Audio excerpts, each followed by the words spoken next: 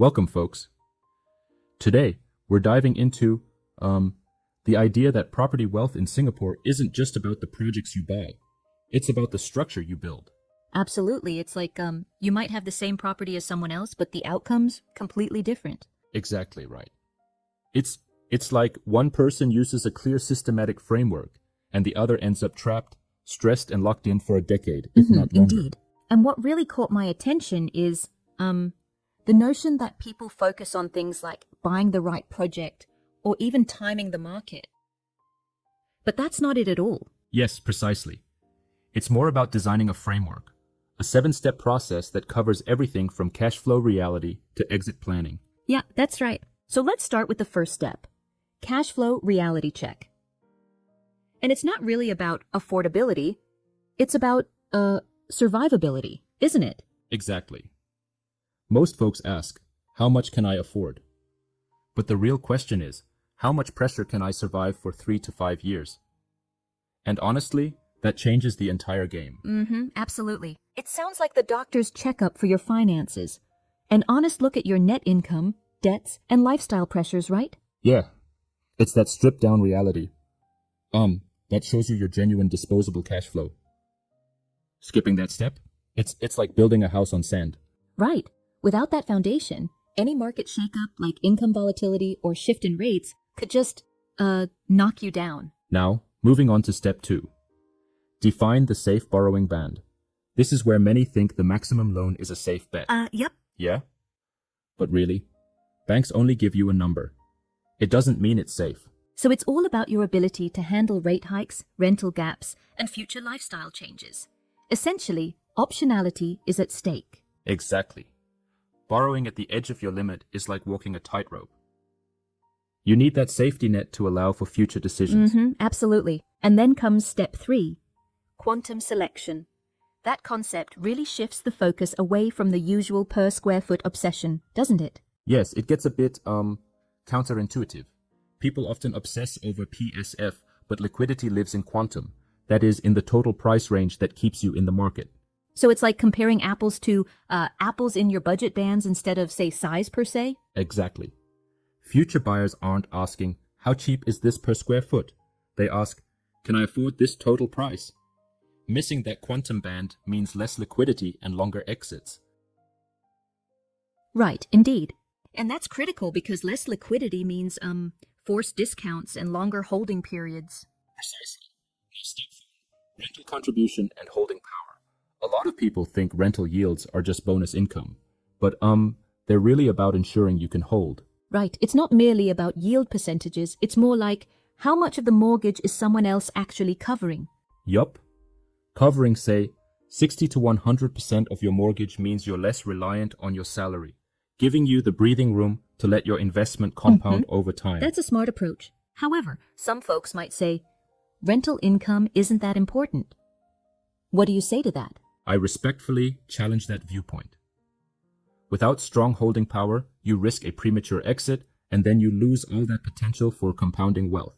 Fair enough. In those controlled markets like Singapore, stability in rental coverage is absolutely crucial. Moving to step 5, loan structure design. Here, it's not about the rate per se. It's about a structure that can survive long-term pressures. Definitely. So, rather than questioning, what's my monthly installment? The focus shifts to, will this loan structure stand the test of time and rate fluctuations? Exactly. You want a loan that won't get in the way of refinancing or create liabilities. Think of it as designing your financial toolbox to handle whatever comes next. Yeah, that's a solid analogy. And then we get to the edgy part. Step 6, downside stress testing. This is pretty strategic, isn't it? Absolutely. It's all about intentionally stressing the deal. You simulate rate hikes, rental drops, even vacancies.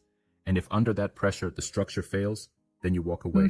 Walking away can sometimes be the best move. It's like testing a bridge before it's used. If it falters under load, better to abandon it rather than risk collapse later. Exactly that. And that's a real skill in investment. Being able to say no when conditions are shaky. And that foreshadows the final and perhaps most critical step. Step 7, exit engineering. Right. Exit isn't just selling. It's purposely designing liquidity before you even enter. It nails down who the future buyer is, what price quantum they accept, and, why the property will be attractive later. That's a game changer. It's almost like planning your victory lap before the race even starts, isn't it? Exactly. And it prevents you from, staring into the uncertainty of the market. If you can't articulate your exit path up front, it's essentially speculation. Yeah, hope is definitely not a strategy. And it's interesting how this framework ties back to Singapore's market dynamics, a controlled, policy-managed environment where outcomes are less about booms or collapses and more about discipline. Yep, the market rewards structure and punishes emotional decisions. Following the framework means you're not chasing hype, just logic, data, and systematic structure. Absolutely. I appreciate how this approach moves away from the traditional myths of property success. It's, really resilient in a market where conditions are controlled by tight policies. Exactly. It compounds quietly through repeated cycles. With each cycle, if you skip even one step, you could end up paying for it over 10 long years. That risk is just too high. So, in a nutshell, it's not luck or picking the right project. It's about crafting a robust 7-step framework that covers cash flow, borrowing, selection, rental, loan structure, stress testing, and exit strategy. Precisely.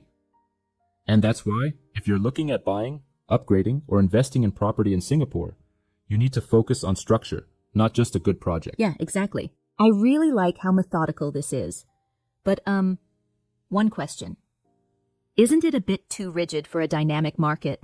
It might seem rigid, but in a controlled market like Singapore, where policy plays a huge role, a structured approach is exactly what you need.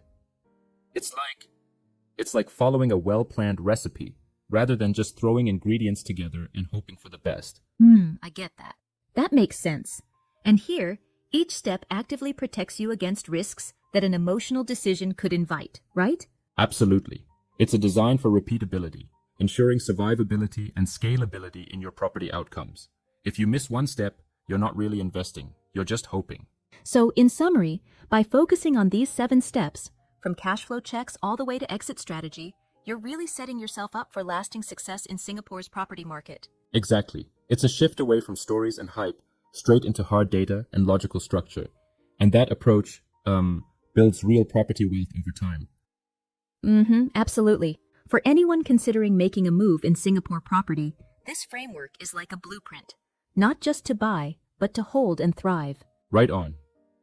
And if you ever need help applying this strategy, you know where to reach out. It's all about designing outcomes that are repeatable, successful, and very much survivable. Thank you for breaking that down. It's been a really enlightening chat about how structure, not just projects, creates wealth in Singapore. Absolutely. Remember, in this market, it's not the project you buy, but how well you design your financial framework. Thanks for joining, everyone.